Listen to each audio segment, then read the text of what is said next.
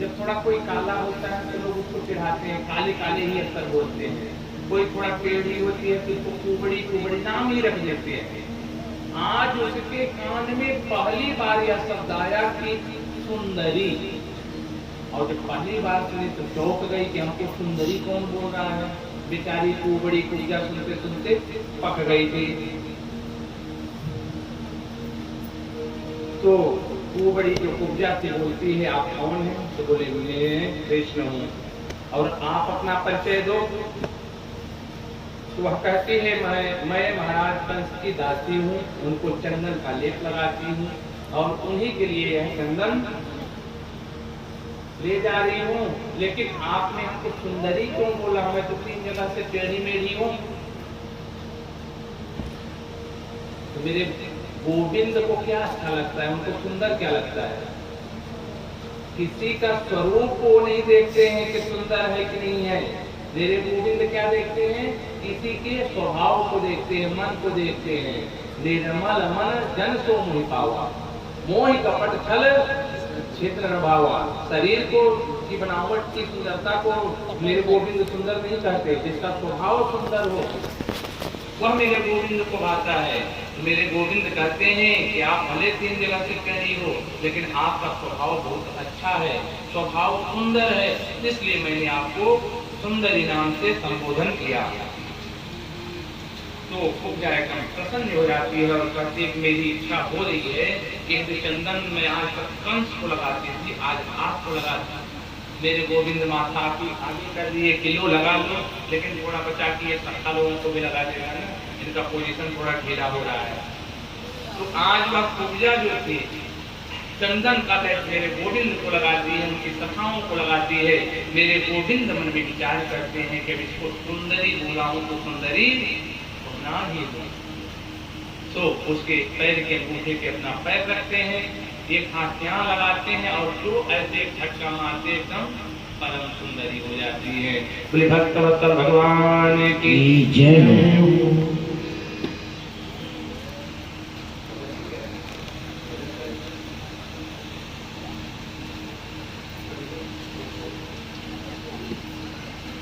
अब मेरे गोविंद जो है वह कंस का जहाँ धनुष यज्ञ हो रहा था, यज्ञशाला में पहुंच जाते हैं भ्रमण करते करते। तो मेरे गोविंद क्या करते हैं, बाएं हाथ से उस धनुष को उठाते हैं और धनुष को उठा करके जितनी देर में एक पलक झपकती है उतनी देर में देखते देखते धनुष को तोड़ देते हैं। धनुष के 3 टुकड़े हो गए। कुबलिया पेड़ नामक हाथी थी, मेरे गोविंद उसका भी उद्धार करते हैं। कंस को समाचार दिया गया कि महाराज कृष्ण और बलराम ने गोपी को मार दिया।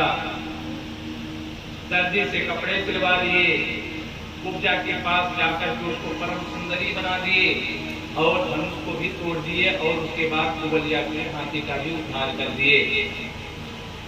विशाल रंगभूमि थी, एक तरफ माताओं को बैठने के लिए मंच बनाया गया था जहां माताएं विराजमान होती, एक तरफ युवतियां बैठने के लिए बनाया गया था, एक तरफ जितने राजकुमार थे उनको बैठने की व्यवस्था की गई थी। कृष्ण और बलराम जो है वह रंगभूमि में प्रवेश करते हैं। तो जिसकी जो भावना थी मेरे प्रभु मेरे गोविंद उनको वैसे ही छवि को दर्शन करवाते हैं। और कंस मामा को तो स्वयं यमराज का दर्शन हो रहा है कि आज मेरी सभा में मेरी रंगभूमि में स्वयं यमराज आ पहुंचे हैं। एक ही कृष्ण है, एक ही गोविंद है, लेकिन सबको अलग अलग दिख रहे हैं। कंस को साक्षात काल के बराबर दिख रहे थे। 4 मुष्टिक इत्यादि आते हैं, मल्ल युद्ध करने लगते हैं। मेरे गोपाल ने 4 को उठा करके पट्टा नलो गोविंदाय हो गया। दाऊ भैया ने मुष्टिक को पकड़ के प्रहार किया और उनके प्राणों को सुधाम भेज दिए। दोनों का 4 और मुष्टिक का भी नमो गोविंदाय हुआ। अब मेरे गोविंद जो है छलांग लगा करके जहां कंस बैठा था उसके सिंहासन पर पहुंच जाते हैं और वहां पहुंच करके मामा कंस की चोटी बाल को पकड़ लेते हैं और जोर से खींचते हैं। कंस चिल्लाता है कि भांगे छोड़ दो, दर्द हो रहा है, मेरे गोविंद बोलते हैं, मामा तुमको तो कब से दर्द होने लगा, कष्ट होने लगा? ये बताओ, जब मेरी माता देवकी के बाल को पकड़ के खींचे थे उस समय आपकी बुद्धि कहाँ गई थी कि दर्द हो रहा होगा? मतलब वो मेरी माँ थी तो दर्द नहीं समझ में आया। जब आपका बाल पकड़ रहा हूँ तो आज आपको दर्द होता है, तो आज आभास करो कि बाल को पकड़ के खींचने से दर्द होता है, और कितना दर्द होता है यह आभास करो। कंस चिल्लाता है, बोलता है कि छोड़ दो छोड़ दो। मेरे गोविंद कहते हैं कि मामा हमको तो केवल पकड़ना आता है, छोड़ना आता है नहीं है, और किसी को जल्दी पकड़ता नहीं हूँ, और जिस किसी को पकड़ लेता हूँ तो जब तक उसका कल्याण नहीं करता हूँ तब तक मोड़ता भी नहीं हूँ। और ऐसा कह करके मेरे गोविंद बालों को पकड़ के कंस मामा को सिंहासन से नीचे धकेल देते हैं। वहीं कंस मामा का नमो गोविंदाय हो जाता है, प्राणांत हो जाता है। नाना उग्रसेन के पास में जाते हैं, उग्रसेन बंदी गृह में बंद थे, उनको सुनवाते हैं, मुक्त करवाते हैं। राजगद्दी पे बैठा करके उग्रसेन जी का पुनः राज्याभिषेक होता है, राजा का भार दिया जाता है। मेरे गोविंद जो है आज वसुदेव और देवकी के पास आते हैं, उनको भी बंधन मुक्त करवाने के लिए, और यहाँ पहुंच करके अपने माता पिता के चरणों में प्रणाम किए हैं और उनको भी मुक्त कराए हैं। मुक्त होने के बाद में वसुदेव और देवकी मेरे गोविंद का यज्ञोपवीत संस्कार करवाते हैं, गर्गाचार्य जी को बुलवाते हैं। मेरे गोविंद का यज्ञोपवीत होता है, और मेरे गोविंद को पढ़ने के लिए उज्जैन में सांदीपनी ऋषि के यहाँ विद्यालय में भेजते हैं।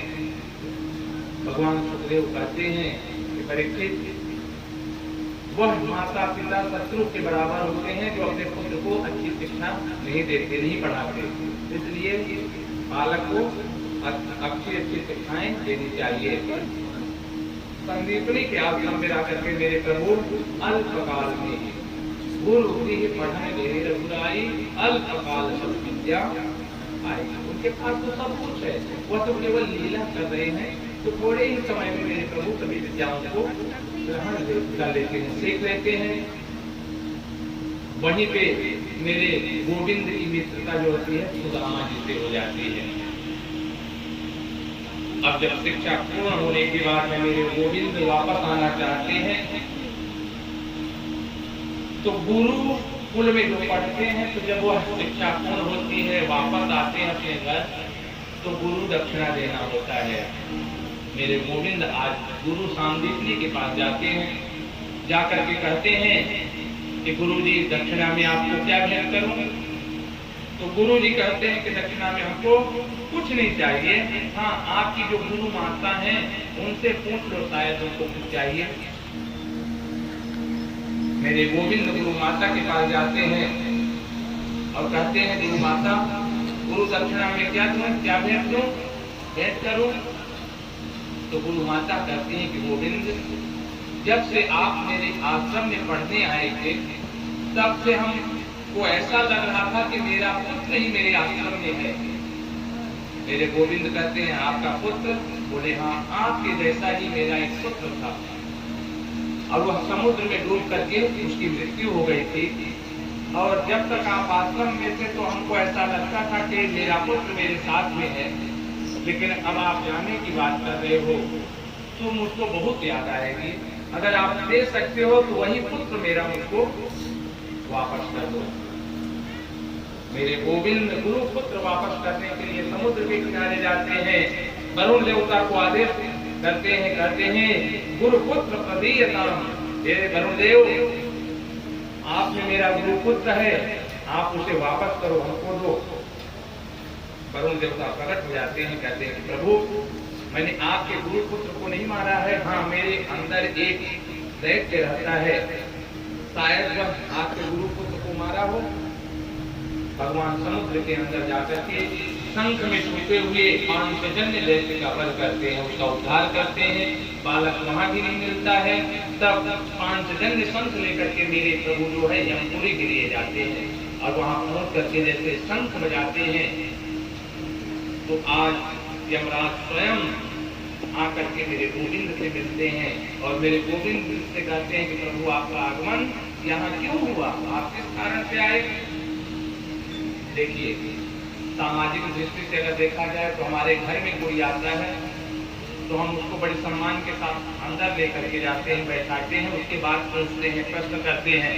लेकिन यहाँ यमराज मेरे गोविंद को अंदर नहीं ले जा रहे हैं। क्यों? कि जिसका एक बार नाम लेने से मोक्ष प्राप्ति हो जाती है, वह कहीं अंदर गए ना तो यहाँ जितने पापी हैं ना सब मोक्ष को प्राप्त कर लेंगे। तो यमराज वहीं बाहर दरवाजे पे ही पूछ रहे हैं कि प्रभु क्यों आना हुआ। बोले आपके यहाँ मेरा गुरु पुत्र है। यमराज बोले प्रभु आप यहीं खड़े रहो, मैं तुरंत जाऊंगा, ढूंढ के लाता हूँ। और जाकर के यमराज जी गुरु पुत्र ला करके देते हैं। आज मेरे गोविंद जो है गुरु पुत्र को ला करके गुरु माँ को देते हैं,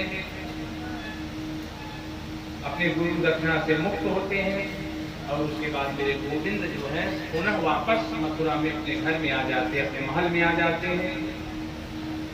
लेकिन मेरे गोविंद का स्वभाव बदल चुका है। जब से मेरे गोविंद गुरुकुल से शिक्षा प्राप्त करके वापस आते हैं तो उनका मन नहीं लगता है। बार बार माता यशोदा की याद आ रही है, किशोरी राधे की याद सता रही है। एकदम उनकी याद में मेरे गोविंद डूबे हुए हैं, मन में विचार कर रहे हैं कि मैं बोल के आया था कि जल्दी वापस आऊंगा, लेकिन वर्षों बीत गए, अभी तक मैं वापस नहीं गया। हमेशा माँ यशोदा और किशोरी राधे राधे की स्मरण जो है बनी रहती है। अनन्य ममता विष्णु ममता प्रेम संगता भावस एव संद्रात्मा बुधे प्रेमा निगद्यते। आज मेरे कन्हैया जो है उद्धव जी को बुला